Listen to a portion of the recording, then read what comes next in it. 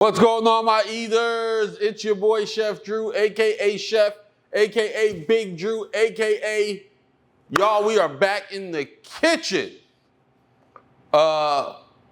This week when I was thinking about what we're going to talk about, I wanted to really just kind of shine the light on something that's going on in my life, something that I've been thinking a lot about lately, and something that's been on trend over the last few years. And that is supper clubs. Do you know what a supper club is?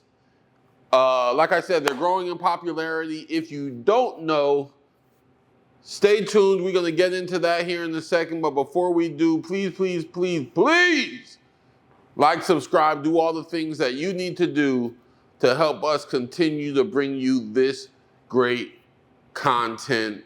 Let's go.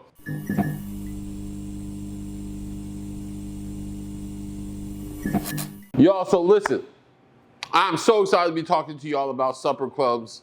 I started a supper club probably a year and a half ago, maybe 2 years ago. And it's something I'm really passionate about. So for those of you who are not familiar with what a supper club is, y'all, you have to forgive me. I'm going to use my phone. We ain't there yet. I ain't got teleprompters and stuff like that. So I'm going to use my phone to reference certain things and all that, and just bear with me, okay? But in any case, Google says a supper club is an intimate, often invitation-only dining experience where guests gather to share a multi-course meal in a relaxed, social atmosphere, typically emphasizing community, conversation, and unique culinary theme or chef-driven menu. Yeah, so I feel like that's a pretty good definition. I don't really have to dive into it too much. It's pretty straightforward. Unique, chef-driven culinary experience.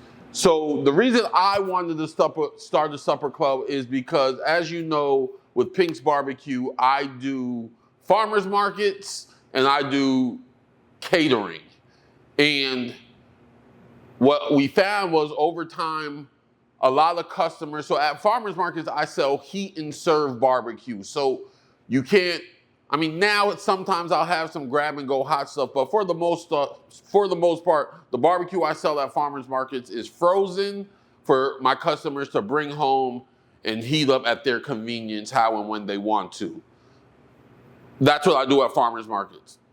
And catering is obviously corporate and private personal events are on a larger scale or intimate special occasion types functions and situations. Doing that for years, and what I started experiencing was my customers wanted a situation where they could experience me, my food, our barbecue, whatever, but they necessarily don't want to heat it up at home themselves, and they also aren't having a function or necessarily an event or something like that. And so we started hearing this more and more, and I thought, being a customer of supper clubs, I've been to a few, Gwen and I thought, you know what better way to add a revenue stream to the business and do something that I hadn't done before. And so, after a lot of consideration, we started our supper club. It's called Plate and Platter by Pink's Barbecue. When we started Plate and Platter, the reason we started it was pretty simple. We wanted to focus our supper club on small plates and family style cooking, much like you would experience if someone invited you to their home, or if I invited you into my home. I built Plate and Platter around what that would look like. For us,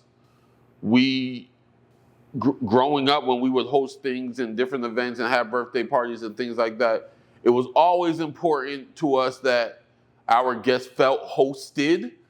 Like, service was very, very important. Even, from a young age, my parents were very, very particular about making sure that when they had guests, or even if it was just the grandkids and their kids and their family, that everyone's needs were anticipated. If someone wanted a drink, the drink was there. If someone wanted something to eat, the eat was there. If someone wanted to have fun, the fun was there. That was always very important. And then what was also important was my parents always made sure their guests left with something. That something could be a to-go box. That something could be a bottle of a drink you like. That something could be a shirt that my mom bought at the store that day because she was thinking about you. But it was very important for them that their guests always left with something. And they always felt like, and I agree, that it allowed your guests to think about you, think about the experience, think about the event on their way home or later or both. And so for Plate and Platter, those things are very, very important for what we're trying to create.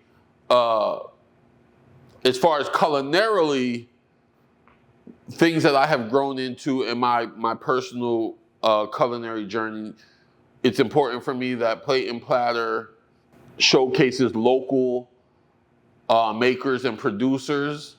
My Plate and Platter events have been farm to table almost entirely.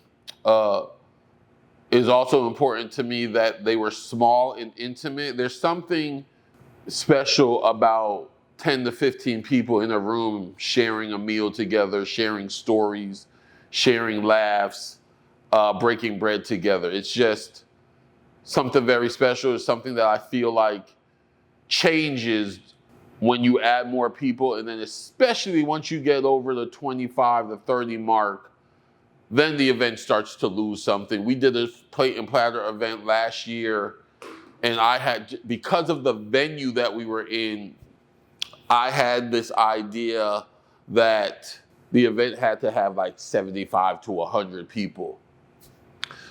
Professionally, it's not that big of a deal for us to cook for 75 to 100 people.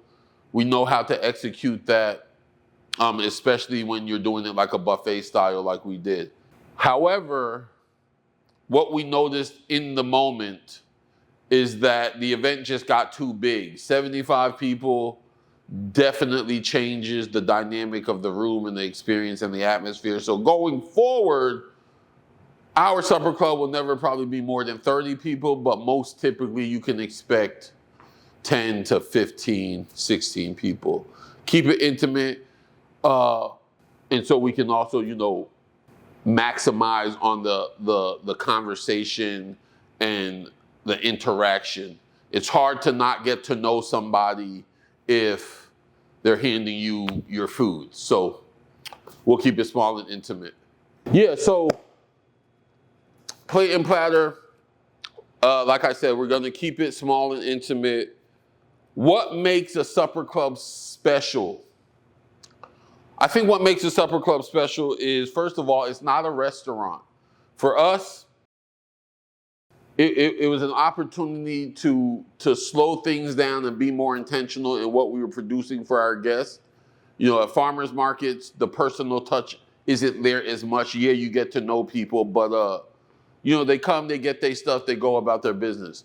Catering events, they're larger scale. You just execute them differently, and so the dynamic is very different with catering events. For us, we weren't in a place, nor do we want to start a restaurant, or we didn't want to start a restaurant. So a supper club made sense because it allowed us to be more intimate than the farmers market, not as big and grandiose as a catering event,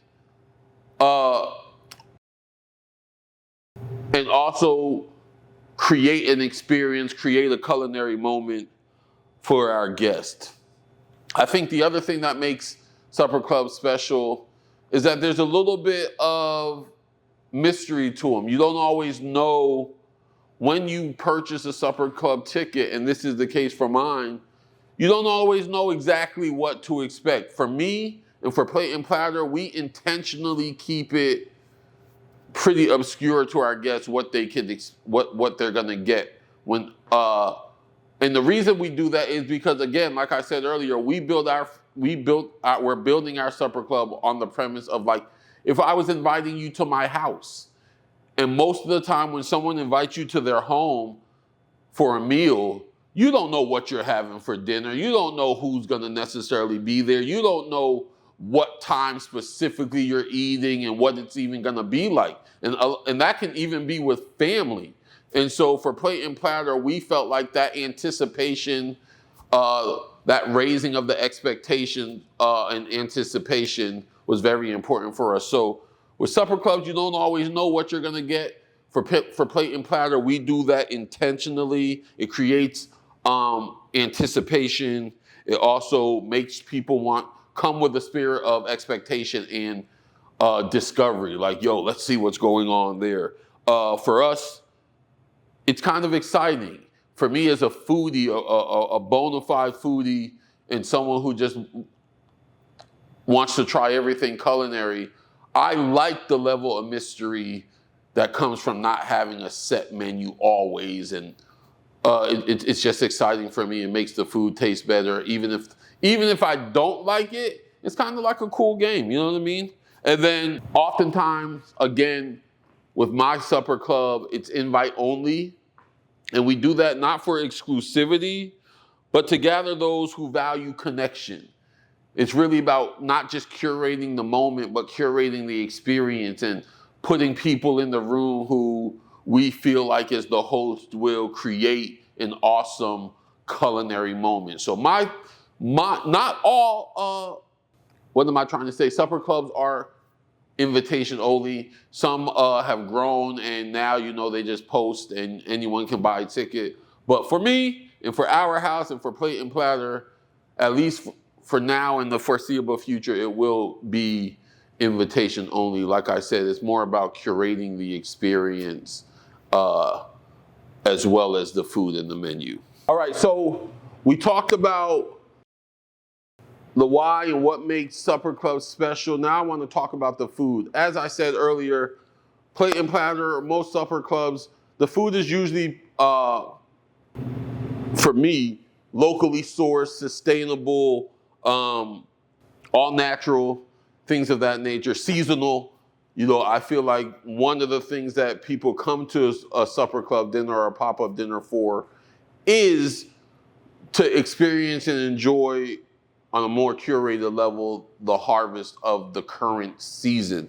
So that also is a main driver for supper clubs.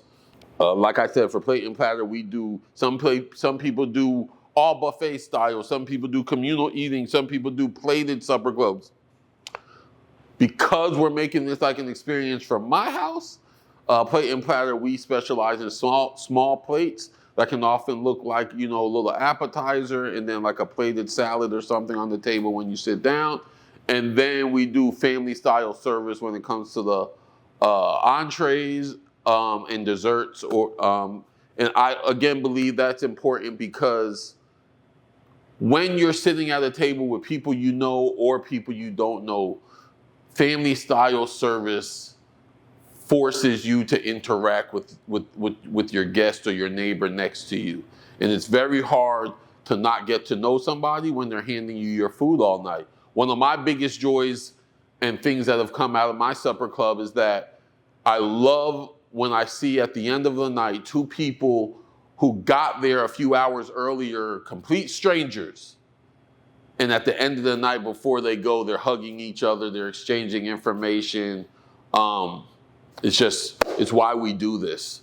So the food is more sustainable. And it's also the unifier, y'all. Food is a great unifier. So you do all this work with supper clubs to create this awesome service, to create this awesome aesthetic, to source great ingredients.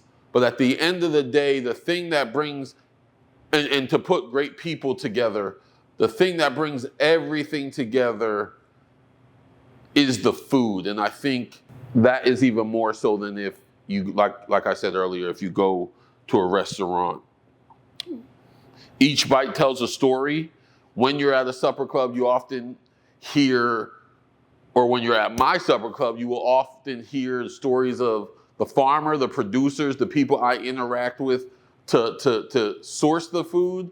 You'll hear stories from me and my team about making the dish and the origin of the dish. And you'll also hear anecdotes about things that did not go well or things that surprised us.